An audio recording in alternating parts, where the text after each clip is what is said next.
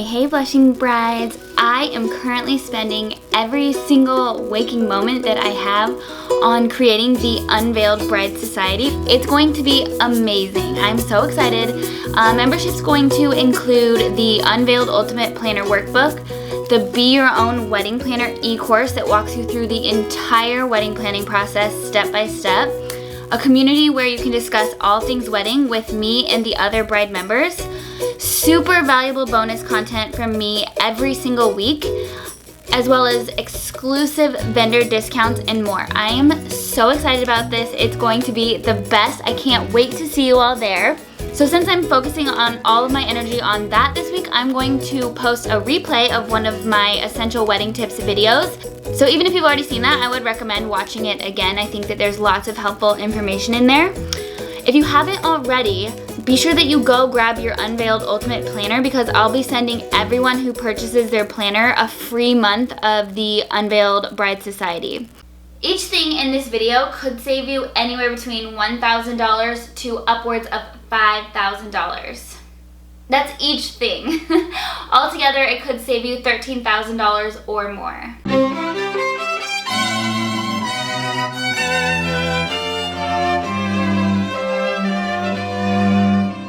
So I think there's a lot of things in the wedding planning process that if you cut them out or do them yourself, it's kind of noticeable to guests.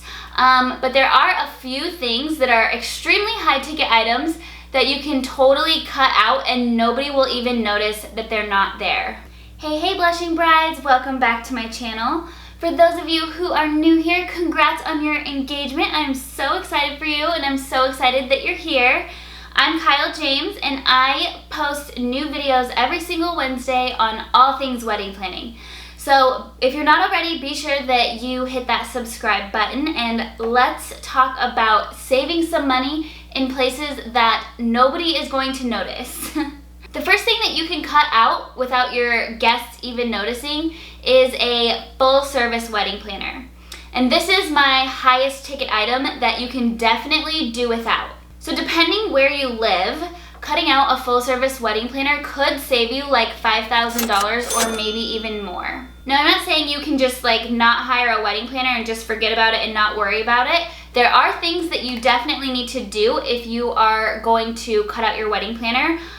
One of those being hiring a day of coordinator, but the price difference is still totally worth it. A day of coordinator will usually run you somewhere between $1,000 to maybe $2,000 or $3,000 depending on your location, but usually they will save you at least a couple grand. So everything I'm going to mention in this video, and pretty much everything in wedding planning and kind of in life I guess, is a trade between time or money. So these things, if you are going to cut them out, they are going to save you a ton of money, but they are going to take you a little bit of extra time and effort.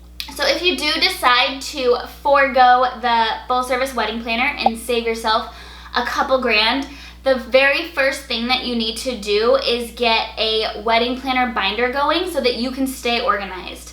I have an entire video on this that I will link at the end of this video, so you should definitely watch that next. If you are considering cutting out your wedding planner, just so that you can stay organized and make sure that you cover all of your bases, since you won't have that full service person there telling you exactly what you need to do when. But you can definitely plan your own wedding, especially with the help of a wedding planning binder. The next big ticket item could save you $2,000 or more, and that is opting for a DJ instead of a live band. And actually, there are a lot of pros to hiring a DJ instead of a band, but just one of those major pros is the difference in price. Personally, in the weddings I've planned, I've definitely preferred working with DJs and hiring DJs. I think it does make everything a little bit easier and a little bit less complicated. Bands can be fun, but they are a lot more expensive and they take a lot more planning. So just keep that in mind if you are trying to decide between a band and a DJ. But just purely from a price perspective, you're going to save a lot because a DJ is just one person. Maybe they have an assistant or something, whereas a band you have to pay all of the members and then you also will need an MC. So that is somewhere where you could save $2,000 or even more. The next place that you could save at least $1,000, maybe more, is not upgrading your rentals. So I think that this might be like one of the most tempting places to spend money during your wedding planning process, because we see all of these like Pinterest shoots and all the stuff on Instagram that it's like, I want those crazy upgraded chairs and we need the chargers and the plates and the gold silverware and all that stuff. But honestly, the guests won't notice if you don't upgrade. Anywhere that you start adding costs on a per guest basis is going to multiply quickly. So if it doesn't seem like that much, if you're maybe adding like 10 or 20 more dollars per guest, when you're looking at the contracts and stuff, they are very great salespeople. But it doesn't seem like that much, like 10 or $20 more. But if you multiply that times 100 or 200 or how many guests you have, you end up completely blowing your budget. And like I said, nobody is going to notice if you just have white plates and regular silverware. One thing I always suggest, if you really want that like Pinterest perfect scene, if you do want to upgrade rentals on your head table just for the photos, and that's where everyone's focus will be anyway, then you can still have your gorgeous like Pinterest perfect table scene without upgrading every single thing and spending a ton of money. And then also that's where all the photos are anyway. So if you're gonna upgrade, just upgrade the head table and maybe even just the sweetheart table, and keep everybody else's stuff at the minimum level, just because nobody cares and nobody's gonna notice, and it will save you a ton of money. The next place that you can save a lot of money without anybody ever noticing is in your photography. I do recommend hiring a great photographer because that is how you are going to be able to look back on your memories.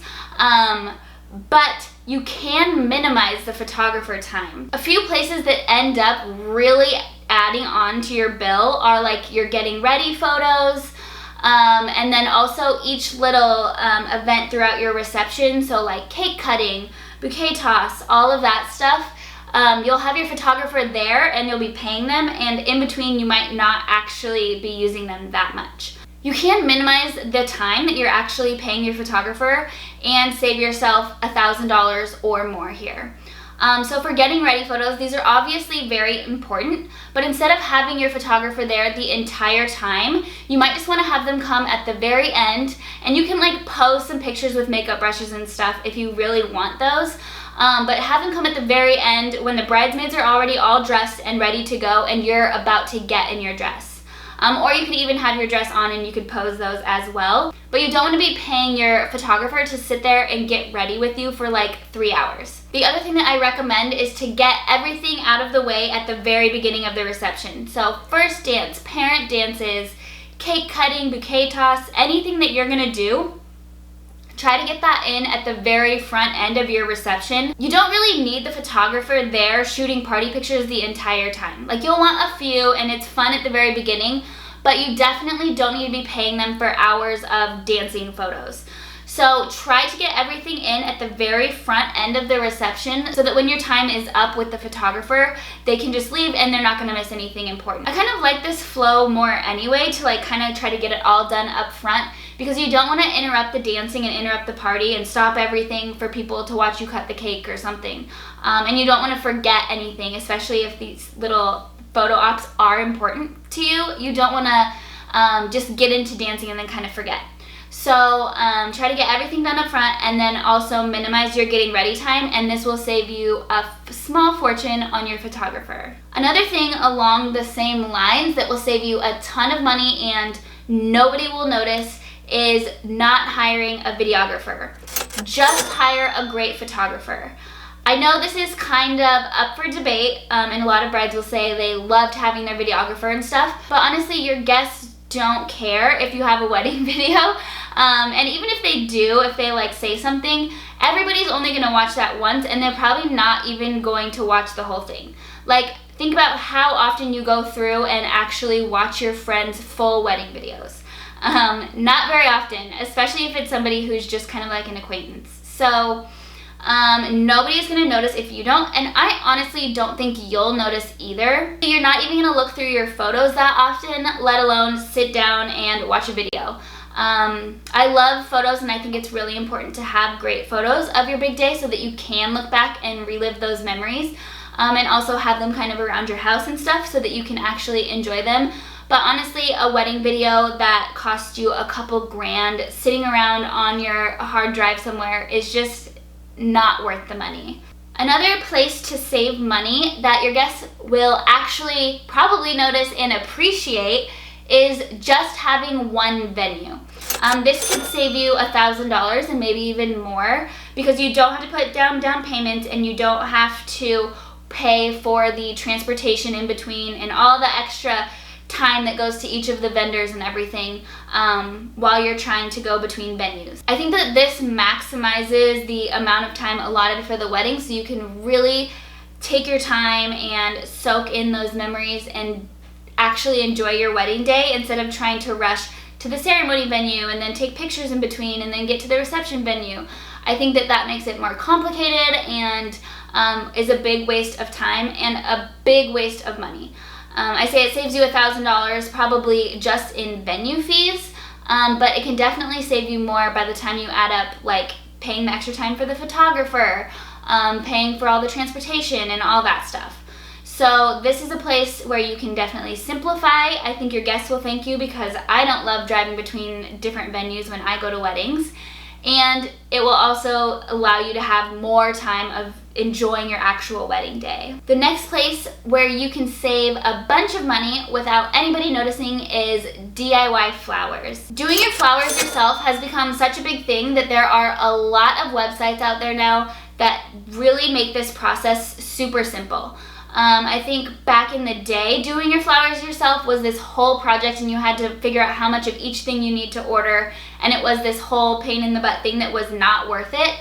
But now, basically, you go in, pick out the look that you want, they send you all the flowers, and then you do need to take the time, and it definitely takes time to put them together, but everything else is pretty easy, and they end up looking great. It's like pretty hard to mess it up. So your guests definitely won't notice that you didn't hire a full service florist and saved a couple $1,000s on your flowers. If you save $2,000 on your flowers, you could literally get like double the amount of flowers than you would get if you hired a full service professional florist.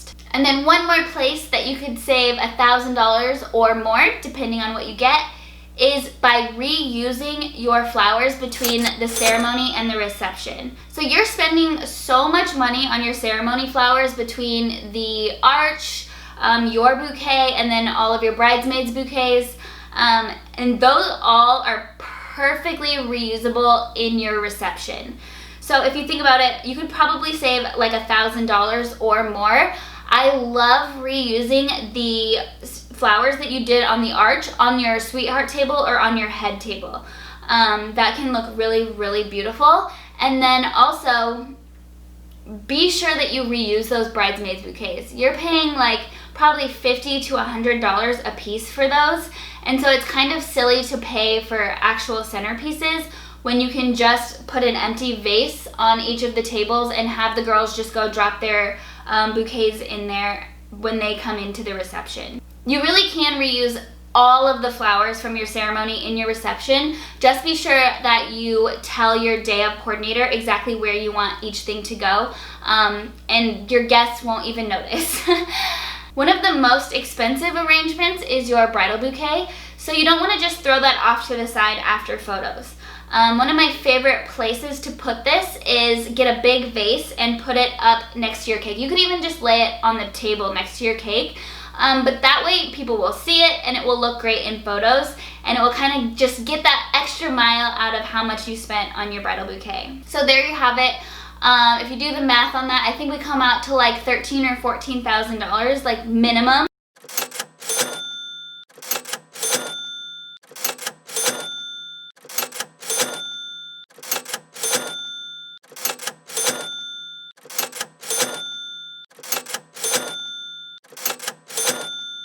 If you are in a place where weddings do cost more, it could definitely save you a lot more.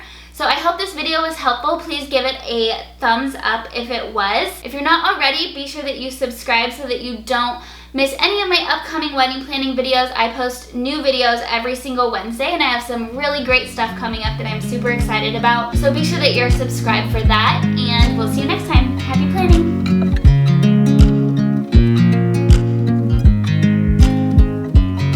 I watch you as you drive. Do you know I'm looking?